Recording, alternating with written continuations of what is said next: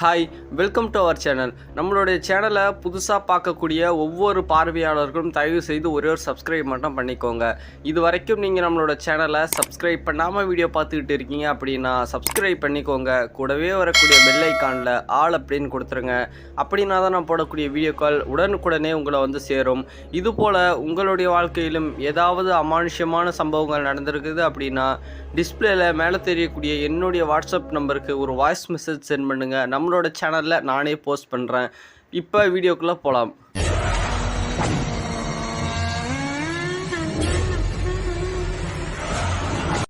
இருபத்தி நாலாவது காலகட்டத்தில் கும்பகோணத்தில் இருந்து 10 கிலோமீட்டர் தூரத்தில் இருக்கக்கூடிய ஒரு அழகான கிராமத்தில் நடந்த சம்பவமானது தான் இது.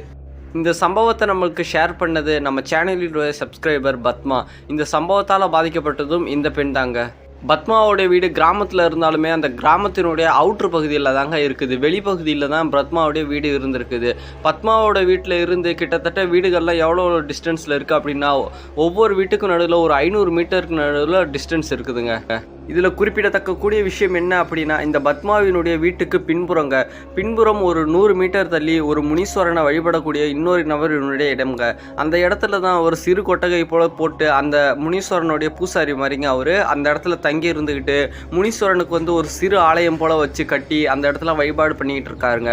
இந்த முனீஸ்வரனுடைய ஆலயத்துக்கு போகணும் அப்படின்னா இந்த பத்மா வீட்டிலேருந்து ஒரு ஒத்தடி பாதை மாதிரி தான் உள்ளே போகுது அந்த முனீஸ்வரன் கோவில் இருக்கக்கூடிய அந்த இடத்துக்கு. இந்த முனீஸ்வரன் கோவில் பூசாரியை பற்றி சொல்லணும் அப்படின்னா அந்த முனீஸ்வரன் கோவில் பூசாரி வெளியில எங்கேயோ போயிட்டு வரும்போது அந்த நபரை தொட்டு தொடர்ந்து வந்திருக்குங்க. அதன் பிறகு ஒரு 10 to 15 நாட்கள் போனதுக்கு பிறகு நான் உன் கூட தான் இருக்கேன் அப்படின்னு சொல்லிட்டு அந்த முனீஸ்வரன் வந்து அந்த முனீஸ்வரன் கோவில் பூசாரி கிட்ட சொல்லியிருக்குங்க. அந்த முனீஸ்வரன் கோவில் பூசாரியினுடைய பெயர் வந்து கண்ணன். அந்த கண்ணனுக்கு வந்து நான் இந்த இடத்துல தான் இருக்கேன் அப்படின்னு சொல்லி உணர்த்திட்டு எனக்கு இந்த இடத்துல ஒரு சிறு ஆலயம் போல கட்டி என்னை வழிபாடு பண்ணு, உனக்கு தேவையான கூடிய விஷயங்கள் எல்லாத்தையுமே நான் உனக்கு தரேன் அப்படின்னு சொல்லிட்டு அந்த இடத்துல இருந்து விடுபட்டு போயிருக்க அந்த முனீஸ்வரன். அதன் பிறகு கண்ணன் எப்போ பூஜை செய்து இந்த முனீஸ்வரனை அழைச்சாலுமே அந்த கண்ணனுடைய உடலில் வந்து இறங்கி முனீஸ்வரன் ஆடி வரக்கூடிய மக்கள்களுக்கு அருள்வாக்கு சொல்லிட்டு இருக்குங்க. இதன் மூலியமாக ஓரளவு பணத்தை வந்து சம்பாதிச்சுட்டு இருக்காரு கண்ணன். ஆனால் இதில் குறிப்பிடத்தக்கக்கூடிய ஒரு விஷயம் என்ன அப்படின்னு பார்த்தீங்கன்னா இந்த கண்ணன் வழிபடக்கூடிய முனீஸ்வரனை பொறுத்த வரைக்கும் ரொம்ப ஆக்ரோஷமாகவும் உக்கிரமாகவும் இருக்கக்கூடிய ஒரு முனீஸ்வரனுங்க. பொதுவாக மக்கள் எல்லாமே இந்த முனீஸ்வரனை ஊருக்குள்ளே வச்சு வழிபாடு பண்ண மாட்டாங்க. ஊருக்கு வெளிப்புறம் அதாவது அவுட்டரில் வச்சு தாங்க வழிபாடு பண்ணுவாங்க. ஏன் அப்படின்னா இந்த முனீஸ்வரனுடைய ஆக்ரோஷம் அப்போ அந்த அளவுக்கு இருந்திருக்குது. கொஞ்ச நாட்கள் இந்த கண்ணன் முனீஸ்வரனுக்கு பூஜை செய்ய படிப்படியாக இன்னும் அதனுடைய சக்தியை வந்து அதிகமாக கண்ணனுக்கு தந்துகிட்டே இருக்குங்க. முதல் படியாக அந்த அருள்வாக்கு சொல்லக்கூடிய விஷயத்த மட்டும்தான் கண்ணனுக்கு கொடுத்துருக்குது. ஆனால் காலங்கள் போக போக இவர் பூஜை செய்ய அந்த பேய் பிடிச்ச நபர்கள் எல்லாம் இங்கே நிறைய நபர்கள் வந்து கூட்டிட்டு வந்திருக்காங்க. அந்த முனீஸ்வரனுக்கு கட்டுப்பட்டு அங்கே இருக்கக்கூடிய துர்சக்திகள் எல்லாமே அந்த பெண்களை விட்டு போகிறது, இது போல் படிப்படியாக நிறையாவுக்கு வந்து சக்திகளை கண்ணனுக்கு கொடுத்துருக்குது. அது மட்டும் இல்லாமல் இந்த குடியை நிறுத்துறதுக்காக கயிறு கட்டுறது எல்லா நிகழ்வுகளுக்காகவும் இவங்களை வந்து கூட்டிட்டு வந்திருக்காங்க. அந்த கண்ணன் வந்து அந்த முனீஸ்வரனுடைய பூஜை செய்துட்டு அந்த கயிறை ஒன்று எடுத்து கையில் கட்டுவாராங்க. அப்படி கட்டிட்டாரு அப்படின்னா அந்த குடியை எல்லாமே வந்து சீக்கிரமாக வந்து நிப்பாட்டிடுவாங்க.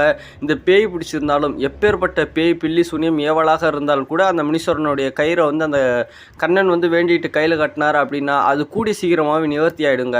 அதன் பிறகு இன்னுமே படிப்படியாக மேலே போயிட்டு இந்த குழந்தை இல்லாதவங்களுக்கு அந்த திருநீர் மந்திரிச்சு கொடுக்கறது அது போலெல்லாம் மந்திரிச்சு நிறைய கொடுத்துருக்காருங்க. இந்த குழந்தையும் வந்து அதன் பிறகு தங்க உருவாயிருக்குது. இதன் பிறகு தாங்க இந்த கண்ணனுடைய புத்தியை மாறி போகுது. அது என்ன அப்படின்னா இந்த முனீஸ்வரனை வந்து இவர் வந்து வசியம் பண்ணி வச்சிருக்கல. இவர் வந்து வசியம்லாம் செய்யலைங்க, தானாக தான் அருள்வாக்கு வந்திருக்குது. அதனால் இது போல விஷயங்களை மட்டும்தான் செய்து கொடுத்துருக்குது. ஆனால் இவர் இப்படி செய்துட்டு இருக்கிறதுனால பல பேரோட லிங்க்கு கிடைக்கும் இல்லையா? அப்படி பல பேருனுடைய லிங்க்கு கிடச்சி இந்த நபர்கிட்ட போனால் நல்லாகுது அப்படின்னு சொல்லி இவர் கொஞ்சம் நல்லா ஃபேமஸ் ஆகிறாருங்க. அதனால் சில நபர்கள் என்ன செய்கிறாங்க அப்படின்னா எங்களுக்கு மாந்திரிகம் வந்து செய்து கொடுங்க, எங்களுடைய எதிரியை வந்து வீழ்த்தி கொடுங்க அப்படின்னு சொல்லிட்டு இந்த கெட்ட விஷயங்களுக்கு இந்த கண்ணனை நோக்கி வர ஆரம்பிக்கிறாங்க. கண்ணனும் ஒரு குறிப்பிட்ட அளவு தொகையெல்லாம் வாங்கிட்டு அந்த மாந்திரிக விஷயங்கள் கெட்ட மாந்திரிக விஷயங்களை அந்த முனீஸ்வரனை வச்சு செய்ய ஆரம்பிக்கிறாருங்க. ஆனால் அப்படி செய்யக்கூடிய எந்த ஒரு விஷயமுமே பலிதம் உண்டாக மாட்டேங்குதுங்க, கெட்ட பேர் தான் வாங்குறாரு. ஆனால் இவர் வந்து இந்த பேயோட்டுறது இது போல விஷயங்களில் ஈடுபடுறாரு அப்படின்னா அது மட்டும் நடக்குதுங்க. இந்த கெட்ட மாந்திரிக விஷயங்களை இந்த முனீஸ்வரனை வச்சு ஏவும் பொழுது அந்த விஷயங்களுக்கு வந்து அந்த முனீஸ்வரன் போய் செய்து கொடுக்க மாட்டுறாரு. அதனால நிறைய இடத்துல கெட்ட பேர் வாங்குறாரு. இந்த கண்ணனுடைய மனசுல பெரிய குழப்பம் ஒன்று இருந்திருக்குங்க. அது என்ன அப்படின்னா, நம்ம நல்ல வேலைகள் செய்து கொடுத்தோம் அப்படின்னா பலிக்குது, ஆனால் அந்த கெட்ட வேலைகளில் ஈடுபடும் பொழுது மட்டும் ஏன் பலிக்க மாட்டுது அப்படின்னு சொல்லிட்டு இவருடைய மனசில் அந்த சிந்தனையானது ஓடிக்கொண்டே இருக்கிறது. ஆனால் இவருடைய நண்பர்கிட்ட வந்து இந்த விஷயங்களை எல்லாத்தையுமே சொல்கிறாருங்க. இது போல் நல்ல விஷயம் செய்தால் நடக்குது, கெட்ட விஷயத்தில் ஈடுபட்டு அதன் மூலயமா பணம் ஈட்டலாம்னு நினச்சேன் அப்படின்னா நடக்கவே மாட்டுது அப்படின்னு சொல்லிட்டு. அதற்கு கண்ணனுடைய நண்பர் என்ன சொல்கிறாரு அப்படின்னா, அந்த முனீஸ்வரனுடைய அருள்வாக்கு வந்து நீ சித்து பண்ணலை, உனக்கு தானாக தான் வந்தது, நீ சித்து பண்ண தெய்வத்தை வச்சு தான் உன்னால் எல்லா விஷயங்களுமே செய்ய முடியும், இல்லை அப்படின்னா இது போல் ஒரு சில விஷயங்களை மட்டும்தான் செய்யும், நீ சொல்லக்கூடிய பேச்சு கிடைக்காது, அதனால் அந்த முனீஸ்வரனை அப்படியே நீ வந்து வசியம் பண்ணிடு அப்படின்னு சொல்லியிருக்காருங்க. இதற்கு நீ தனியாக பண்ண முடியாது, ஏதாவது ஒரு மாந்திரிகவாதியினுடைய உதவினால தான் பண்ணணும், அவர்கிட்ட போயிட்டு இதற்குண்டான விஷயங்கள்லாம் கேட்டு தெரிஞ்சுக்கோ அப்படின்னு சொல்லிட்டு அந்த விஷயங்களை மட்டும் சொல்லியிருக்காரு. அதன் பிறகு நிறைய இடத்துல நிறைய மாந்திரிகவாதிகளை தேடி போகிறாருங்க. ஆனால் இவர் நினைக்கக்கூடிய விஷயங்களை யாருமே சொல்லி தர மாட்டுறாங்க. கடைசியாக இன்னொரு நண்பர் மூலயமா பக்கத்தில் இருக்கக்கூடிய இன்னொரு மாந்திரிகவாதியினுடைய தொடர்பு கிடைக்கிதுங்க. அப்படி கிடைச்ச உடனே அந்த மாந்திரிகவாதியை போயிட்டு ஒரு நாள் இந்த கண்ணன் வந்து சந்திச்சிருக்காரு.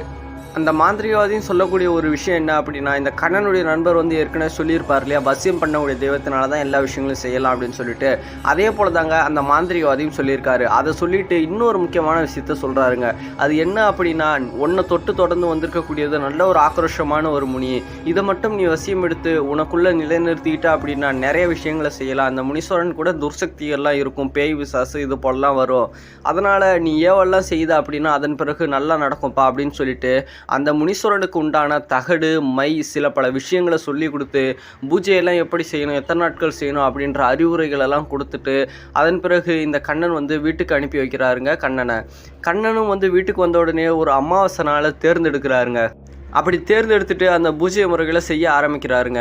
இவர் செய்யக்கூடியது எல்லாமே அந்த பத்மாவோட வீடு பின்புறம் இருக்கு சொன்ன பார்த்தீங்களா, அந்த இடத்துல தான் இவர் எப்பொழுதுமே தங்கி இருக்கக்கூடியது அந்த கோவிலில். அந்த இடத்துல வச்சு தாங்க இந்த முனீஸ்வரனுடைய சித்தியும் எடுக்க ஆரம்பிக்கிறாரு. முதல் நாளில் இருந்து இந்த 47 நாட்கள் வரைக்கும் பத்மாவுக்கு எந்த ஒரு பிரச்சனையும் இல்லைங்க. இந்த 48வது நாட்களில் தான் பத்மா தன்னுடைய வாழ்நாட்களே பார்க்க முடியாத ஒரு சம்பவத்தை பார்த்துருக்காங்க. அந்த சம்பவத்தை பார்த்ததுலேருந்து தான் அவங்களுடைய வாழ்க்கையும் மாறி இருக்குங்க. அந்த அதிர்ச்சியான சம்பவம் என்ன அப்படின்னு சொல்லிட்டு வீடியோ தொடர்ந்து பாருங்க சொல்கிறேன்.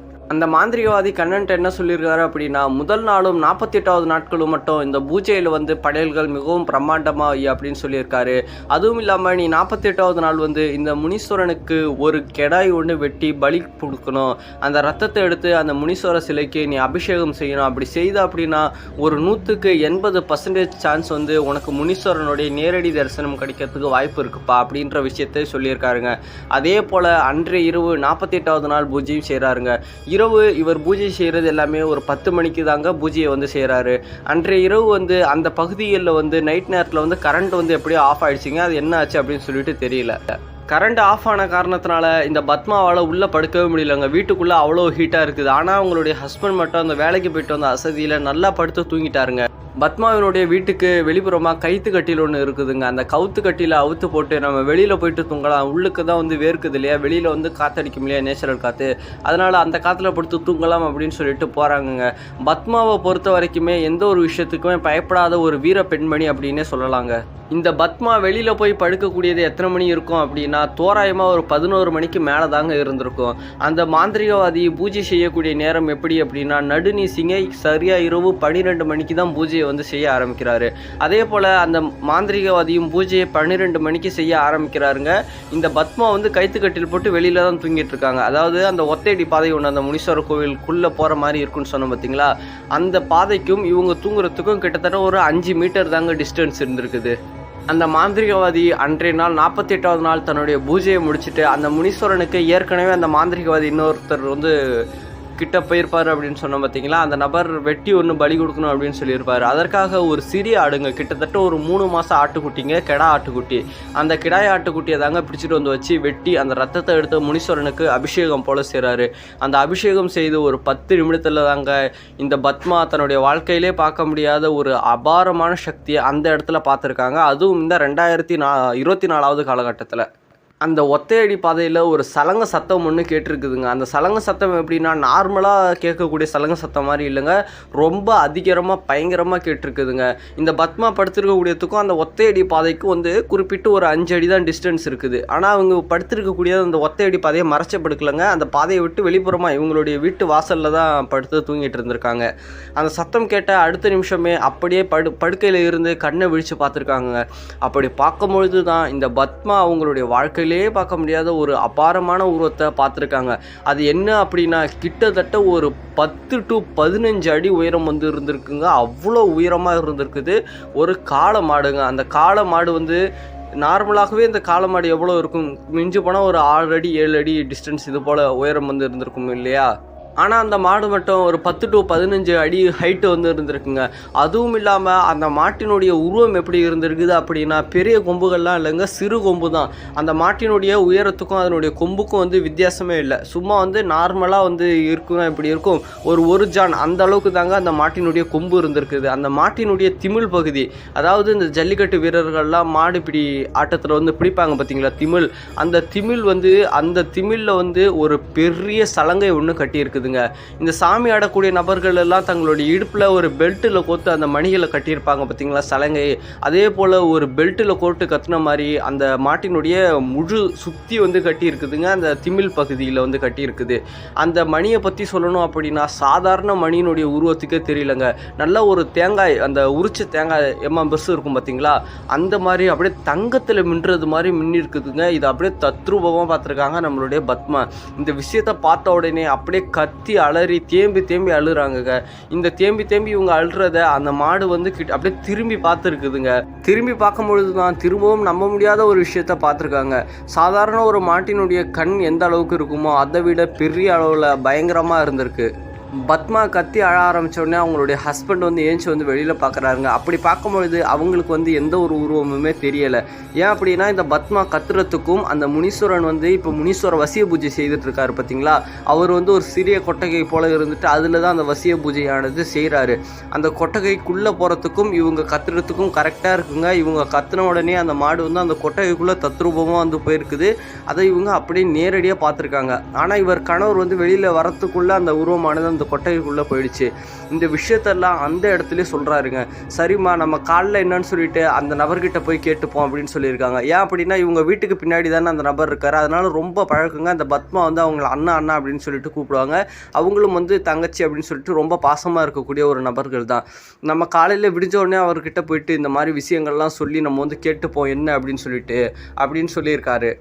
அடுத்த நாள் காலையில் விடிதுங்க. அந்த முனீஸ்வரர் கோவிலுடைய பூசாரி என்ன பண்ணுறாரு அப்படின்னா அந்த டீ குடிக்கிறதுக்காக அவரும் வந்து அந்த உள்ளே இருந்து வெளியில் போனாலும் வெளியில் இருந்து மக்கள் யாராவது அந்த முனீஸ்வரனுடைய கோவிலுக்கு போனாலும் அந்த ஒத்தையடி பாதை மட்டும்தாங்க இருக்குது.